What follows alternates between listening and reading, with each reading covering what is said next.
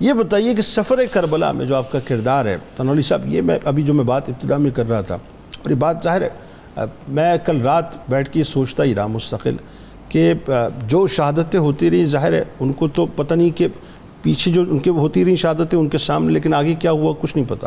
امام زین العابدین تو وہ ہیں جو خیام حسینی میں تشریف فرمائے اور ایک ایک شہادت اپنی نگاہ سے دیکھتے رہے، 72 شہادتیں آپ کے سامنے، اور پھر وہی بات ہے کہ آپ کا جو کردار نظر آتا ہے وہ روز روشن کی طرح جو ہے، ذرا بتائیے کیا۔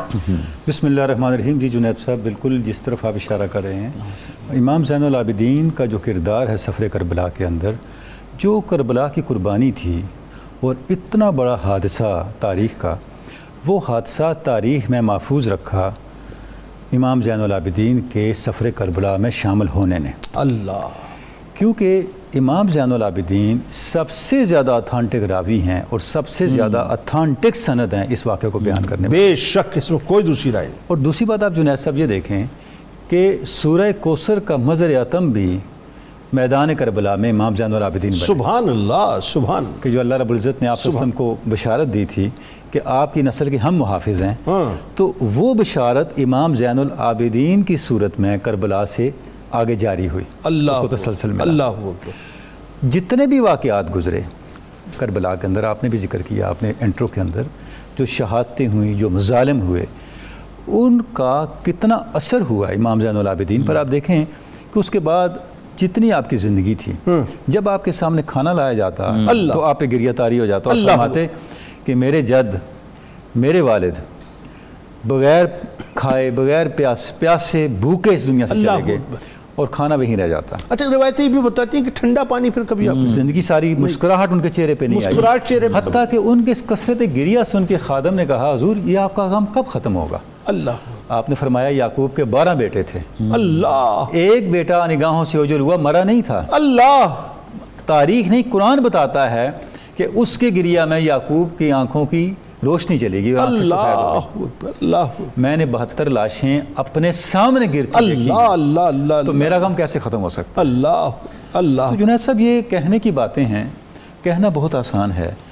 جس کرب سے امام زین العابدین گزرے، اللہ، اور پھر اس کے بعد آپ دیکھیں جس طرح انہوں نے بعد کی زندگی گزاری، جس حسن سلوک کے ساتھ گزاری، اللہ، وہ کوئی استقامت کا کوئی گراں بھی ہوتا تو پگھل کے پانی ہو جاتا۔ اللہ اکبر۔ دیکھیں کہ حضرت داتا گنج بخش نے کشف المعجوب میں اس چیز کو کوٹ کیا ہے کہ ایک شخص ملا امام زین العابدین سے، اس نے کہا حضرت آپ کا وقت کیسے گزر رہا ہے، اللہ، آپ نے صبح کیسے کی ہے؟ اللہ، آپ نے فرمایا ہمارا وقت اہل بیت کا وقت اسی طرح گزر رہا ہے اللہ، جس طرح بنی اسرائیل کا وقت آل فرعون کے درمیان گزر رہا ہے۔ اللہ، اللہ، اللہ، یذبحون ابناءہم ویستحیون نساءہم، وہ ان کے بیٹوں کو ذبح کر رہے تھے اللہ، اور ان کی خواتین کو چھوڑ رہے تھے۔ اللہ، ہم نے اپنی قوم کا رویہ اپنے ساتھ وہی پایا ہے اللہ، جو فرعونیوں نے بنی اسرائیل کے ساتھ کیا۔ اللہ اکبر۔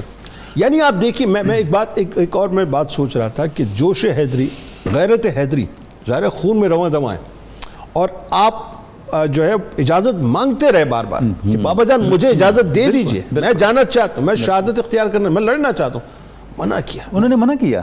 اچھا، اس کے بعد بھی اللہ نے ایسے اسباب رکھے۔ دیکھیں جو یزیدی سپاہی آتا تھا، تاریخ میں ملتا ہے کہ اس نوجوان کو بھی معذلہ قتل کریں تو کہتے اس کو بیماری کافی ہے، یہ بیمار ہے، بس اتنا اس کے لیے کافی ہے، اور اللہ ان کو واپس لوٹا دیتا۔ اللہ، حتیٰ کہ جب ابن زیاد کے دربار میں بھی ایسا ہوا نا کہ اس نے چاہا تو سیدہ زینب سامنے آ گئی اور وہ اپنا حملہ آپ پہ نہیں کر سکتا۔ اللہ، تو اللہ رب العزت نے آپ کو بچانا مقصود تھا۔ کتنی بڑی ذمہ داری آپ کے کاندھوں پر تھی پورے سفر کربلا میں، تسلسل تھا، آپ صلی اللہ علیہ وسلم کی آل کا تسلسل، کربلا کے پیغام کا تسلسل، اللہ، کربلا کے اتھانٹک بیانیے کا تسلسل، اللہ، اور اس منظر کو اگلی نسلوں تک منتقل کرنے کا جو فریضہ تھا، اللہ، وہ امام زین العابدین کے کندھوں پہ آ رہا تھا۔ بابا جان کی قیادت میں مدینہ شریف سے نکلے اور بابا جان کے سائے کے بغیر مدینہ شریف میں اللہ اکبر۔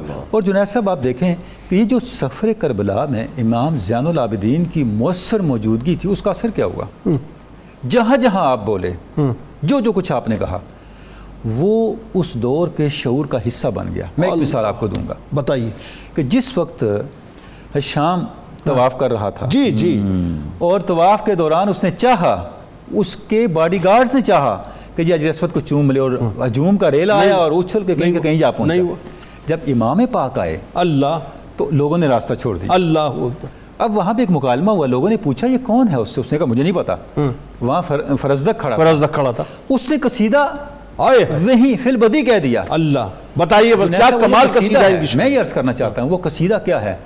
وہ قصیدہ امام کے سارے خطبے ہیں جو امام اپنے سفر کربلا کے دوران, بتائیے سب کچھ اس میں آ جاتا ہے. بتائیے. اب دیکھیں اس میں کیا کہتا ہے, مختصر بس بات آگے بڑھاتے ہیں. حاذ اللذی تعرف البتہاء اللہ وطأتہ والبیت یعرفہ والحل والحرم. آہا, شام تو یہ کہتا ہے میں نے نہیں پہچانتا, ہل و حرم پہچانتا, قدموں کی سرسراہٹ کو تو وادی پتھا پہچانتا. اللہ اکبر, ان کو تو بیت اللہ جانتا ہے, حرم جانتا ہے. اللہ اکبر. یہ وہ ہیں جن کے ہاتھوں کی خوشبو کو حتیم نے اپنے دامن میں سمو لیا. اللہ اکبر.